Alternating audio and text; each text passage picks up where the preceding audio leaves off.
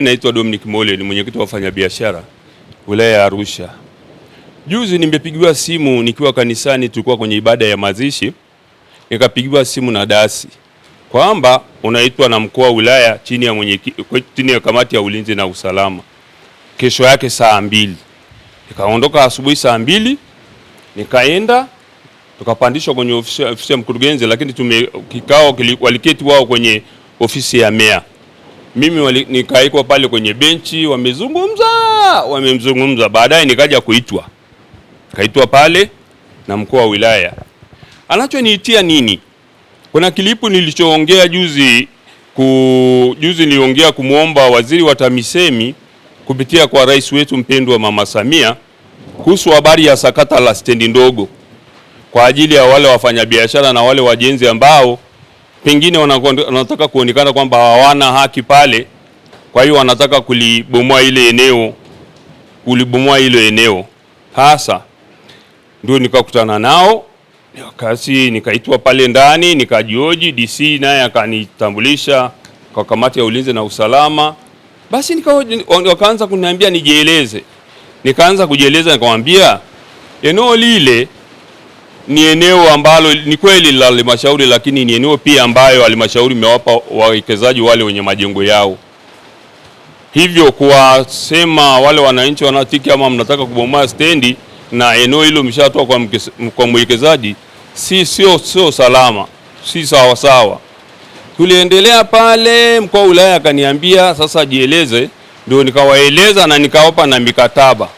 Sasa mkuu wa wilaya, kutokana na ile kilipu niliongea tarehe 29 hiyo, na nikwambia nimemuomba waziri wa TAMISEMI kupitia kwa rais wetu mpendwa Mheshimiwa Mama Samia kumueleza kwa sababu na hisa zake, kwa sababu mama anahangaika kule kuwatafuta wafanyabiashara ili wananchi wale waondokane na maduka waende. Sasa unakuta mwananchi ana kibanda maskini ndani ajipatia riziki, alafu hiyo ndio inaondolewa. Na mimi naona ile kilipu haikumfurahisha DC.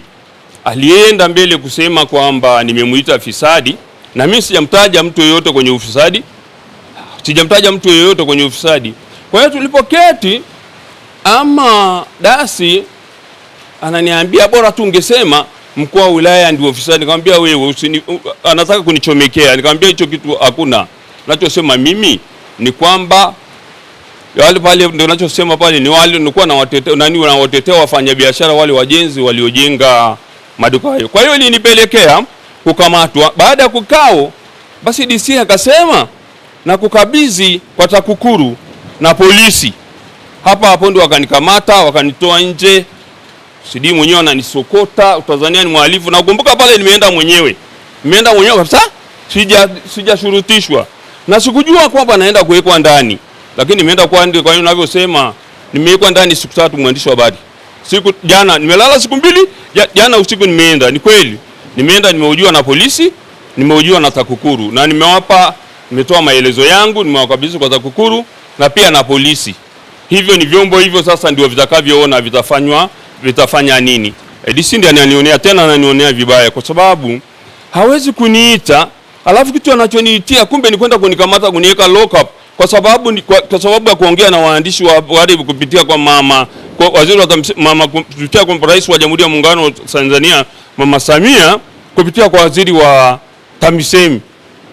Sasa yani kwa nini anikamate? Lakini mimi sishangai kwa sababu hata hivyo alishasema tu ilikuwa nia yake ni kunikamata. Kwa hiyo mwandishi wa habari nimekamatwa, nimehojiwa.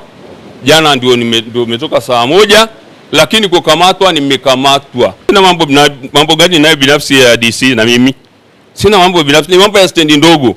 Narudia tena mwandishi wa habari. Wanasema wewe ndo unayekwamisha ujenzi wa stendi ndogo ambayo serikali ilisema kwamba ina mpango wa kubomoa yale maduka ya kisasa. Maduka ni ya wananchi. Na nitakwamishaje? Mimi ni kiongozi tu. Lakini yale maduka tayari pale eneo lile limeshatolewa kwa wawekezaji, na wawekezaji wameshajenga maduka yale.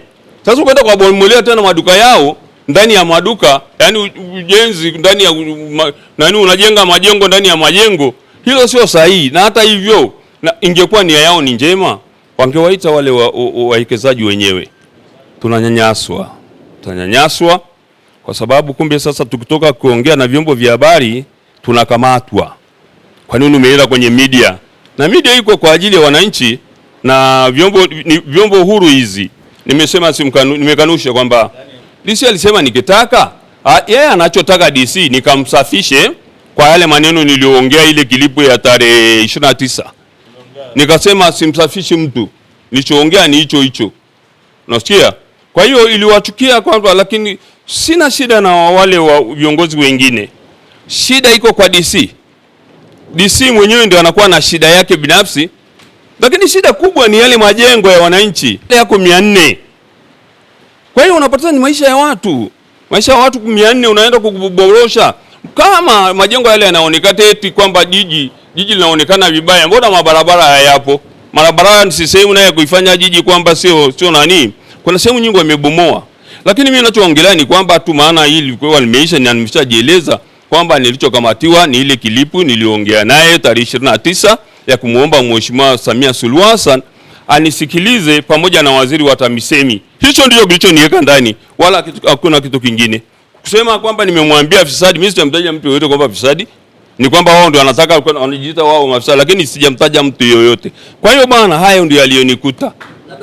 Nilichomwomba Mheshimiwa Rais, kama akikuta zile document tulizo nazo ni sahihi na bado DC anatusumbua au waamini, kwa sababu Mheshimiwa Rais yeye mkuu wa wilaya aliletwa huku kuja kusikiliza shida ya wananchi na kutatua migogoro, sio kuja kuanzisha migogoro kwa ajili ya kuanzisha migogoro tena kwa maduka ambayo ilishaamuliwa maamuzi na document zipo na Mheshimiwa Waziri Mkuu. Kwa maana sasa yeye badala ya kuendeleza amani, yeye ndiye anaanza tena mgogoro upya kwa jambo ambalo limekwisha. Kwa hiyo imekaa hivyo. Sijatoa maelekezo ya aina hiyo. Anatoa ushirikiano kuna kamati ya usalama. Ni kamati ya usalama. Hajakamatwa. Huyo anashirikishwa. Na vikao vyenyewe vinahusiana na kile ambacho uliwahi kusema kwamba alitoa taarifa za uongo kuhusu ofisi yako. Sahihi. Na katika vyombo vya habari amezungumza masuala mengi mazito ambayo yanastahili kutiwa hatiani.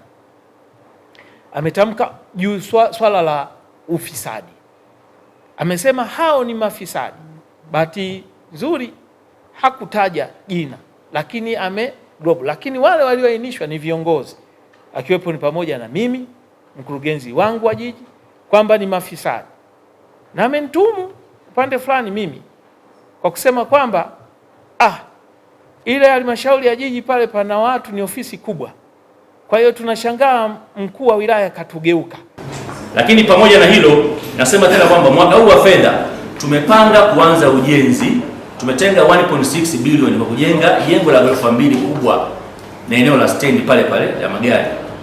Sasa hoja ya serikali sio kwenye nyasa wafanya biashara, ni kukaa nao chini, kuzungumza nao na kutafuta solution ambayo sio ya kupambana kwa nguvu.